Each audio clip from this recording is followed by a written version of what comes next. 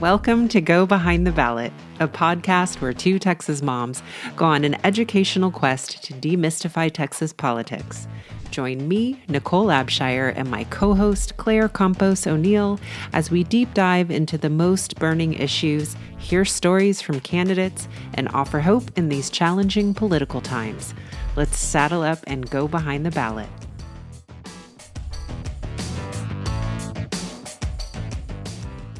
Hi, everyone. Thank you for joining us for this episode of Go Behind the Ballot. I am Claire Campos O'Neill. And I am Nicole Abshire. And this is a breaking episode, special news. We are interrupting our Culture War series once again because we think it's very timely and relevant. The Texas Legislature will be beginning January 10th, Tuesday, January 10th, for the 88th session. So we wanted to put our Culture Wars series on pause and share some information with y'all about what that means, what that's all about, who are the key players, what to pay attention to, because this podcast is about Texas politics, and so much of that resides in the Texas Legislature. Right, Nicole? Yes, exactly. And I'm going to be paying attention. I'm just stating that so everybody holds me accountable. I will be paying attention this time around because Full confession, everyone, this is new ground for me. No worries. I've paid a little bit more attention in the past, but I will pay attention in a completely new way this time around. So we're going to do it together. And hopefully y'all listening will come along on this journey with us as well. And perhaps we'll meet each other in person at the Capitol at some point between January 10th and May 29th. So the first little factoid I want to share with y'all, and we're just going to share some information about what to expect in this episode. The first thing I want to share is that the Texas Legislature meets every other year, odd number years, for 140 calendar days. So this is where people from all across Texas, representatives, come to Austin and they pass new bills. The one thing that they must do is pass the budget. And a big thing that's on everyone's lips is that there is a budget surplus. The Texas Comptroller, y'all might remember that person, that representative from our past episode about statewide offices. He's the guy who counts the money, collects taxes, and his name is Glenn Hagar. He was reelected in 2022, and he has told legislators that there's going to be a $27 billion surplus. It might actually even be more than that. So there's going to be a lot of action happening around this pot of money, how to spend it, and what to do with it. And there's also limits on that too. True. Which I've learned about. So it's not just free monopoly money to spend. However, there are limits on the amount. I was trying to understand the cap, Claire. Yeah, it's confusing. It is very confusing. So yeah, there's money, but like with strings, I suppose. Yes. So that is definitely something to pay attention to, is how is this money that can be spent going to be spent? Some of the things that we've read as we've done our research for this show is that there's a lot of talk of property tax relief. So I guess giving some of that money back to taxpayers, or perhaps this is something But let's be specific though, taxpayers who own property. True. Yes. Because I think that's important, right? That cuts out, there are quite a few people who do not own property, can't afford to own property. Our property taxes in Texas are quite high. Mm-hmm. That's a good point to make. And I guess I'll piggyback on that, putting on my realtor hat. A lot of people who I would work with who are renters would be like, well, I rent, so I don't pay property taxes. And I was like, oh, you do. When you pay your rent, your homeowner is considering that in the amount that they're going to set for you. So let's say that property tax relief does happen. I highly doubt that homeowners are going to lower rental rates. So that's a good point. But you are paying property taxes one way or another. It's just who is really going to see that relief. So yeah, that's a good point, Nicole. Yeah. Another thing that I saw from my research that rose to the top was the Speaker of the House, Dade Phelan, who may continue to be the speaker, may not, depends on who they vote on. Something he is interested in is infrastructure and investing in infrastructure in our state, which we really need. I mean, duh, we know this. Like this past winter, I mean, we're still in winter, but this past December, we had high temperatures and low temperatures. And whenever those low temperatures come now, people are like, is my power going to stay on? Is this grid going to stay together, like not fail us again? So infrastructure investment is on his mind. So that's a good thing. That is a good thing. And a reminder too, right, that infrastructure is, I mean, I feel like we tend at this point, because of what happened, not last winter, but the winter before. Yeah, we tend to think about the grid, but this also includes roads, right? This includes pipes. And we all know about boil water notices in our cities. We know that Odessa had a major water event last summer where they didn't have water, I think, for at least 2 days. So it includes a lot of the basic services that we take for granted that could use upgrades. Absolutely. Yeah. Take for granted is a good way to put it, because it's one of those things where you don't notice it until it's broken and then you're panicked, because it does really impact your day-to-day experience. So we need to make sure that there's money there. So why not put it into these things so that our lives can keep running smoothly and reduce that friction? Because when you have to boil your water, that really messes things up. Or you can't use your dishwasher or your the other thing used for your clothes, washing machine, because they're like, conserve power. That's tough, especially if you have little children. Speaking from experience. So yeah, I'm with you, Dade. Let's do it. Nicole, what was something else that you noticed as a top priority? Thank you. Yes. That folks have been chattering about for this session. I would say the border, right? And border spending. And it looks like there is support for continuing Operation Lone Star and securing the border. So I noticed that as something that seemed to be bubbling up on a lot of people's radar. There's also, of course, the education talk, which, boy, oh boy, there's a lot of, well, it's just interesting, I guess, to me from the conversations we've had in our education series, and what feels like the priorities in public education versus what I hear are the legislative priorities. So it sounds like, well, maybe just let me pause for a moment and remind everyone that both of our chambers, our House and our Senate, are Republican controlled, along with our governor and lieutenant governor. And so what that means is that a lot of these conversations are, of course, happening on sort of one side of the political spectrum. And so while we have had many conversations about public education, the conversations that I am reading about will be the priority in this legislative session will be based around vouchers, parental choice, and those issues, not necessarily propping up public ISDs.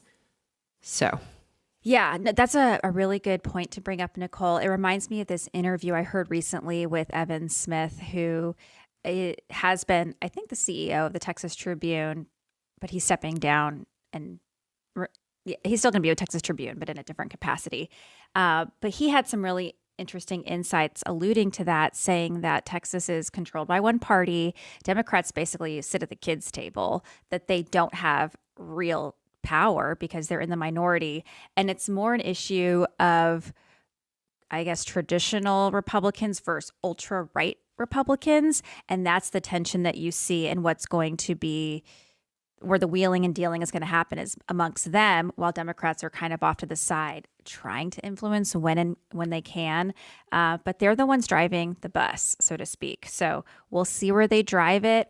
We really hope that regarding public education, it's driven towards supporting our educators, increasing pay, allotting more funds for ISDs that need it.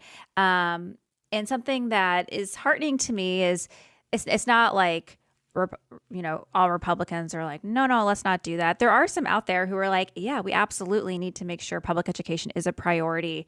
As a matter of fact, I saw a little news clip where the reporter was talking to Representative James Tallarico, friend of the podcast. He was on our show, and also Representative Gary Van Dever, who's a Republican. And he was talking about school security. And he said school security needs to be prioritized. Hello, we had Uvalde back in May, and we still really haven't had any legislative changes because of that. But he was saying school safety needs to be more than just about hardening buildings, about, making sure no one can get into the building. It has to be about mental health and addressing these multifaceted issues that create these conditions where we have kids carrying out massacres. So I appreciate that he said that. And I am hopeful that some of these folks who might be way out of where we would land can be brought back into the fold and reasoned with. So we'll see where we go. Yeah. I'm reminded of the conversation we had about the alignment between rural Republicans. I always struggle with that word, rural, and urban Democrats, that there is common ground and that they all want to preserve public ISDs. Mm-hmm. We'll see what happens. Something needs to happen because we're losing our poor teachers. They need more money. Texas is getting more expensive. Compared to the rest of the nation, we are still an affordable state, but it's gotten a lot more expensive to live here over the past few years. So we need to make sure that teachers can live close to the schools they're working at, because that's a big problem when they have to move outside, a few cities over. And what I've heard is happening is as they're driving through those cities, they're like, maybe I'll just actually work closer to my home. So hopefully things will be done to address that. You nailed on a ton of the things that I noticed as well, Nicole. There was an article, I don't know, there's something I read that said the top issues they anticipate for this 88th legislative session will be border security, taxes, abortion, and education. So we'll see what happens regarding all of those. In regards to abortion, which we haven't touched on yet, in the last legislative session, they passed SB 8, which was the one that effectively banned abortions after 6 weeks of pregnancy. And there weren't, from my understanding, any exemptions baked into that, except for like the life of the mother, which is still really fuzzy. So they're trying to work on that, because where it stands now is far right is a little too extreme even for a lot of Republicans. So we might see some tinkering with that in this next session. Did you come across that too, Nicole? I didn't. I will say maybe, and I don't want to derail us right now if you're kind of, on a really good track here, but I actually did a lot of research more on how bills are passed. Oh, yeah. So that's what I was going to share, is just some basic information about that. Yeah, that sounds great. Let me share this, and then that'd be great if you tell us a little bit more about the sausage, how the sausage is made. So there was this Professor Cal Gilson from Southern Methodist University. He's a political science professor who said there will be about 7,000 new laws proposed in Texas, but only about 20% of those will actually become law. So that's interesting. That's about 1,400, which is still a lot. But it kind of tells you the way it distills down. So Nicole, tell us, how does that distillation process happen? Well, of course, it's complicated. But I at least wanted to understand the broad structure of how it works. And then, of course, there's obviously many more details. So I will give the broad way, which is, that legislators file bills. And then those bills are assigned to committees.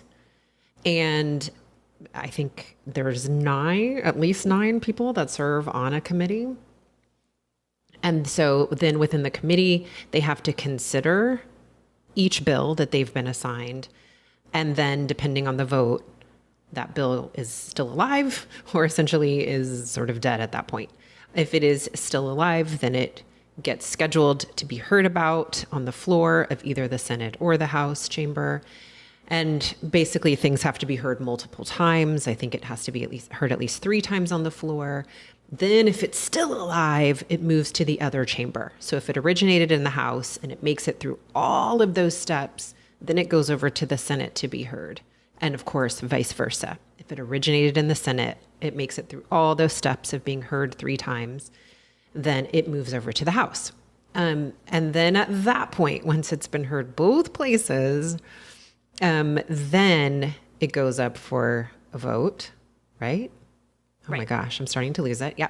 And then after that, it can be signed into law by the governor. But there's lots and lots of steps. And so obviously those are just the really, really broad strokes.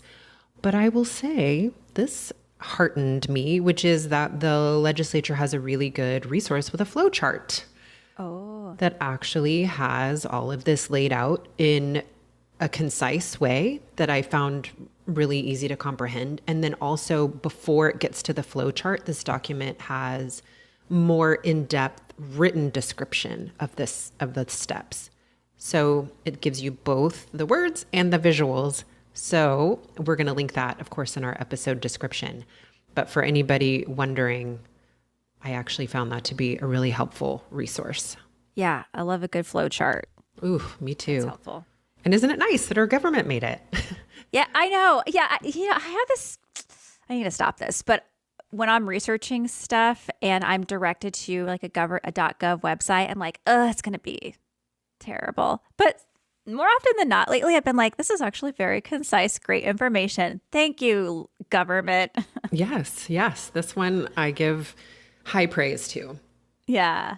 Well, that is great to know. And as a reminder, all of this happens between January and May, between that 140 calendar days, which is crazy. Is it enough time? Many people would say no, but this is the system we have here in Texas. And my understanding is that the beginning is kind of slow. It takes a minute to get the gears going, and then things get like really intense as you get closer to the end of session, and they try to cram a lot of stuff in at the end. And we're talking also about the regular session. The governor of Texas does have the ability to call special sessions. So let's say all the legislators come into Austin, they gavel out end of session, and there was things that didn't get accomplished that he wanted to get accomplished. He has the ability to make everybody come back for another special session. And this happened twice last session after the last regular session. So yes. And maybe people too will remember after Uvalde, a lot of people were hoping that the governor would call a special session to address the issues that, of course, were a result of that mass shooting. Mm-hmm. Yep. He didn't call one, but yes, they are used for issues of the governor's discretion. That's right. Yeah. The governor has a lot of power. He has veto power. Bills can go through that whole process Nicole described, get almost to the finish line, and he has the ability to say nope and veto them. So also very important mechanism that he holds. Which is maybe also a good time to bring up leadership and the importance of it and the influence that they have, right? So when Claire mentioned Dade Phelan as the Speaker of the House, or was in the last session and maybe will be again. And then, so he presides over the House, and Lieutenant Governor Dan Patrick presides over the Senate. And they have a lot of power, all the power basically, in determining what bills make it to which committee, to which ones get heard on the floor. And so they also have a lot of power. Mm-hmm. Lots of power for sure. I don't think I said this at the top, but I meant to. The Texas House of Representatives is comprised of 150 members. So these are smaller land masses, more like up the people because they represent fewer people. And then the Texas Senate has 31 members. And something interesting I learned doing my research was that our Texas Senate districts are bigger than our U.S. congressional districts. So your Texas senator represents more people than your U.S. congressperson. So they have a lot of constituents that they are responsible for. I also learned that there's going to be 26 incoming freshmen this legislative session. So that means legislators who have never been there before, who are going to be learning the ins and outs, the process, building relationships. And that's a pretty good amount considering, and I think they're all on the House side. I think they're all going to be House members.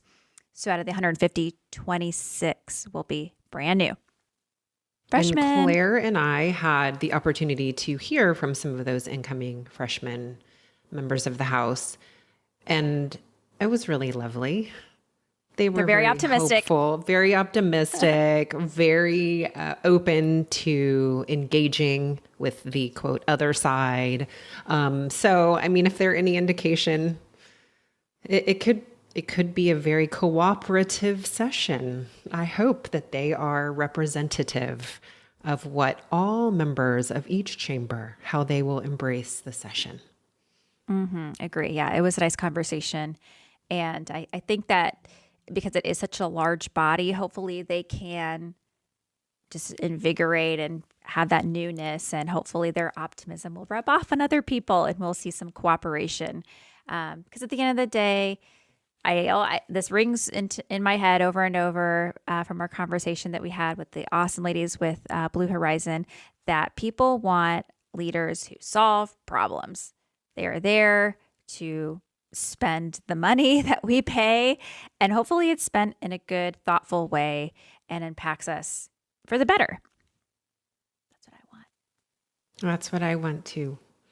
Yes. All right. Well, there's other things we can discuss, and we will discuss in our mini this week. We're going to talk about some of the bills that we're really excited about and some that we're a little like, oh no, please don't get passed. But anything else you can think of, Nicole, that we should share before we sign off? Well, I know in the episode notes, we're going to include, like I said, that resource for the ways that bills become laws in Texas. I also wanted to highlight that in the show notes, the episode notes, there's a monitoring site for bills, and maybe actually I'll save that. Pardon me, everybody. We'll let that move to our Thursday mini episode. But here is a resource that will be in this episode description, which is a legislative glossary. It was really helpful. I didn't know what an engrossed bill was. I saw that word and thought, I have no idea what that means. And that glossary helped me to understand. So we'll also include a link to that legislative glossary so that if you hear terms that are making you scratch your head, you have a quick place to go and look it up. Absolutely. And you are probably not alone. A lot of people, I'm sure, don't understand this insider speak. And it's okay to say, can you explain that to me? I'm not really sure. And if they make you feel dumb, that's silly, because this is complicated, and ask questions. Yes. The other day, I think I asked a question of something very simple that I was like, oh yeah, I knew that, but whatever. Clarification is never a bad thing. Right. I've just learned to get comfortable with that risk of feeling a little, uninformed, and just realizing that it's okay. Mm-hmm. It's perfectly fine, and to totally fine. Be a little bit uninformed, but be willing to learn. So, but can I not leave people with the question mark of what is an engrossed bill? Yes. Yes. Let me just read it scratch real fast. That itch. What? Yeah. It is the stage in a bill's legislative progress when it has been passed by the chamber in which it was filed, and all amendments to the bill have been incorporated into the text of the bill, which is then forwarded to the second house for consideration. I know that was such a mouthful, but hopefully that made sense. It's like, It's done everything it can do in the chamber in which it originated, and now it's ready to go to the other chamber.